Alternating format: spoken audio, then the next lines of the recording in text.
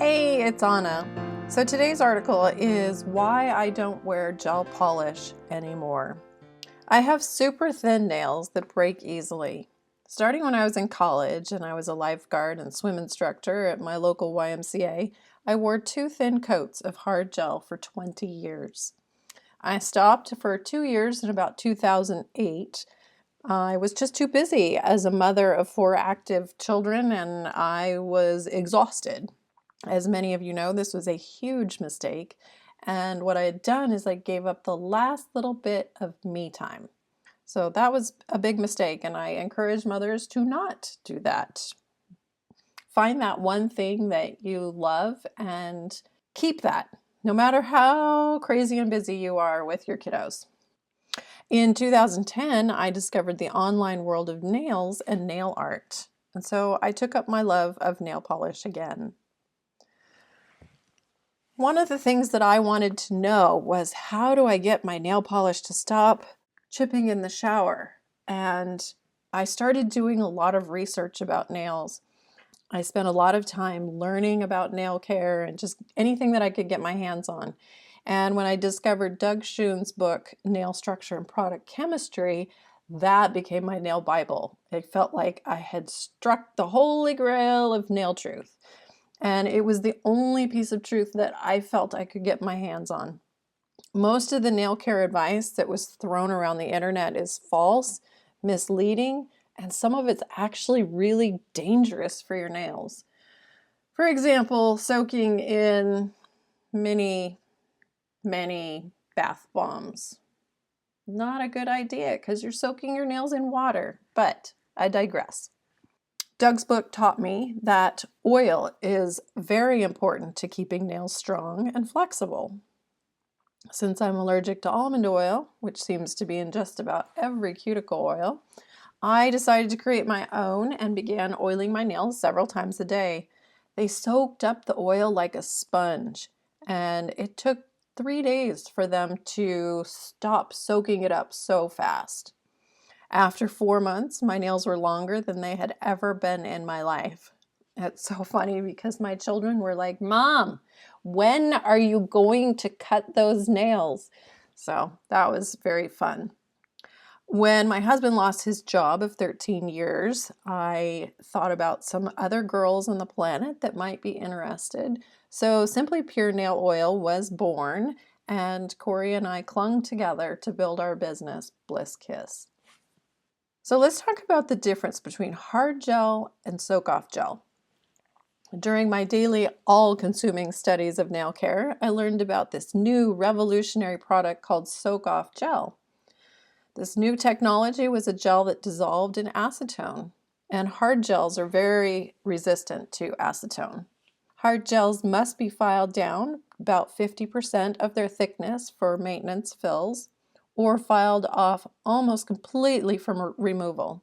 It's really difficult to file off the hard gel without touching the nail plate. The removal process can significantly thin the natural nail. So these new soak-off gels were significantly less acetone resistant, so they had the gloss and toughness of hard gel with the easier solvency of acetone for removal. This was really cool. The new technology was so popular that it seemed like every polish company was jumping on the bandwagon and creating their own version. Since my nails were really long from my regular use of Simply Pure nail oil, I wanted to keep them that way, so I decided to check out these new gels. So I want to talk about my technique. My 20 years of experience with hard gels taught me that polish bonds really well to gel. I thought soak-off gel would be a great option without a permanent commitment. So rather than doing the normal application of 1 coat of base coat gel, 2 coats of color gel, and 1 coat of top coat gel, I chose to just apply the base coat and top coat as an overlay and then apply traditional polish over my gel. Based on my experience with hard gel, and since I wasn't changing a color, I decided to file the soak-off gel to 50% of the thickness and then applied 2 new layers of clear gel. This prevented me soaking in acetone every 2 weeks. I never completely removed the gel, and I felt this was a perfect solution for me. And it was, for about 6 months. At the same time, I was photographing my nail art with a high quality camera, and I didn't like seeing the gel growth line under my polish. And since my gel was fairly thin, with each manicure change, the gel would start to partially dissolve around my cuticle lines. I was reapplying the gel every week or two. This was driving me nuts. It was taking an additional hour out of my week and beyond doing a normal manicure with nail art. In January of 2013, I decided to do my Let's Get Naked challenge with all of my customers. This was the first time removing the gel following the manufacturer's directions of using an orange wood stick to scrape the softened gel. Most of the gel came off, but some of it didn't. I continued to scrape at the hard bits, which created white spots in my nails. You can see this in the photograph here. Unknowingly, I had created the same damage that is happening in hundreds of thousands of salons around the world, all because nail professionals are, quote, following the manufacturer's instructions. This is infuriating to me. Doug wrote in an article, which I've published on my website, nailcarehq.com. He shows his research about the damage that can occur when using any tool to scrape off that gel. With Doug's illuminating electron microscope pictures, the conclusion was simple to me.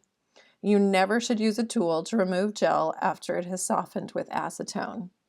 I read the instructions from many manufacturers, including CND's shellac, OPI's gel, Essie's gel, and Harmony Gelish.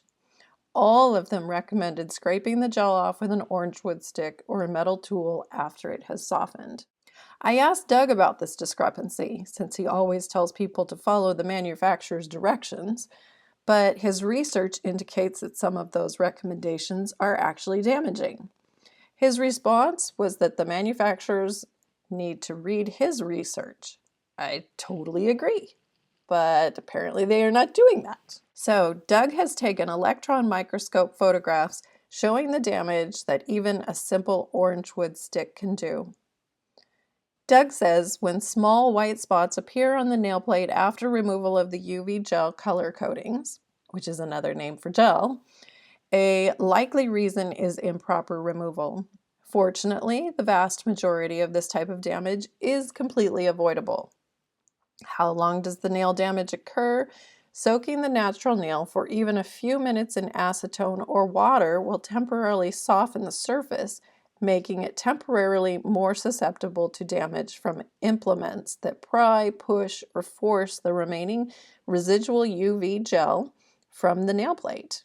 Instead, a good rule to follow is use the utmost care for 60 minutes after immersing natural nails in any liquid for more than 60 seconds. So, did you catch that? You got to wait 60 minutes for 60 seconds of exposure. That's a big deal, and most of us don't really think about that. So let's talk about aging gel, because it's really not a good thing. The longer you wear a soak-off gel, the harder the product becomes.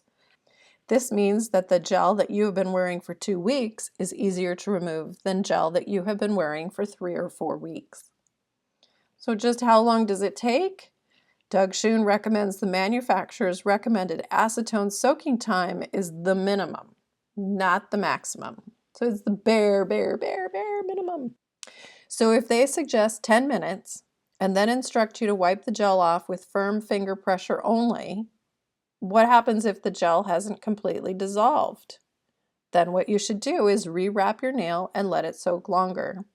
This means it can actually take 20, 30, or even 40 minutes to dissolve the gel properly. The gel must completely wipe off with firm finger pressure. That's way different than everybody's doing it right now, right? So let's take a look at the education gap. We have a big problem being created in the professional salon industry. The bad news, about 80% of nail professionals are not learning proper application and removal techniques. The good news, 20% are fully educated and doing it great. But here's the problem. Nail professionals who are untrained with the gel technology are actually mixing and matching UV curing lamps with different brands of gels. According to Doug, this is a huge mistake. So for example, if you're using a C&D shellac gel, then you should be using the lamp created by C&D. If you're using Gelish by Hand and Nail Harmony, then you should be using the Gelish curing lamp. The products in curing lamps are formulated to work together. There is no such thing as a universal curing lamp. So here's why I don't wear gel polish anymore. Continuing on from that mini lesson, when I cut my nails short and started applying oil for 3 days, following my own instructions for the 3-day hydration technique, after that, I continued with normal polish manicures. At the same time, I also deduced that water absorption from the underside of the nail plate will soak through and break the polish or the gel bond. I'm sure that Doug would have told me that in 2010, but he's kind of a busy guy, and I actually didn't know him at that point. I started wrapping base coat and top coat to the underside of my nail tips. I always use 2 coats of ridge filling base coat, then 2 coats of color, and 1 layer of top coat. As my nails were growing out, I realized I was essentially creating 8 coats of polish wrapped around my tips. For me, the nail polish was giving me the same amount of temporary strength as the gel, and Simply Pure oil was keeping my nails strong and flexible so they didn't snap when I banged them into something. I also discovered that since I was completely sealing off my nails from water absorption, my manicures lasted 7 to 10 days before they even started chipping. Oh gosh, I was so excited. This was the exact same effect I was getting previously with a gel overlay. So, hence, the Fab 5 polish wrap technique had been created. You can find the directions for the Fab 5 wrap on my website at nailcarehq.com.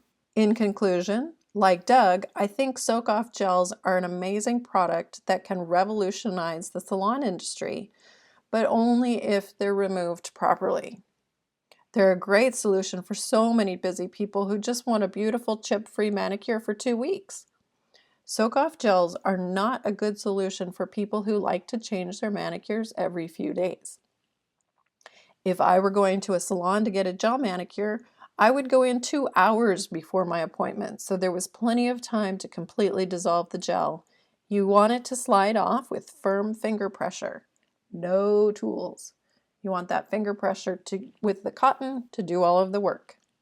I'd then go to the closest coffee shop, grab something warm and delicious, read a magazine, and wait for an hour before the new gel is applied.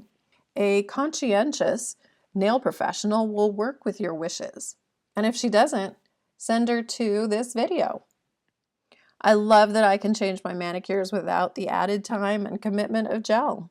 That's my choice. Hopefully I've given you enough information so you can make the best choice for you. I've written over 70 nail care articles that you can find at nailcarehq.com. And if you're looking for products that will help you have longer, stronger nails, visit myblisskiss.com. Be sure to push the subscribe button and turn on your notifications to get alerted when I publish more videos. I'm signing off, and I'll see you in the next video. Sending you bliss, and go out and make it a great day.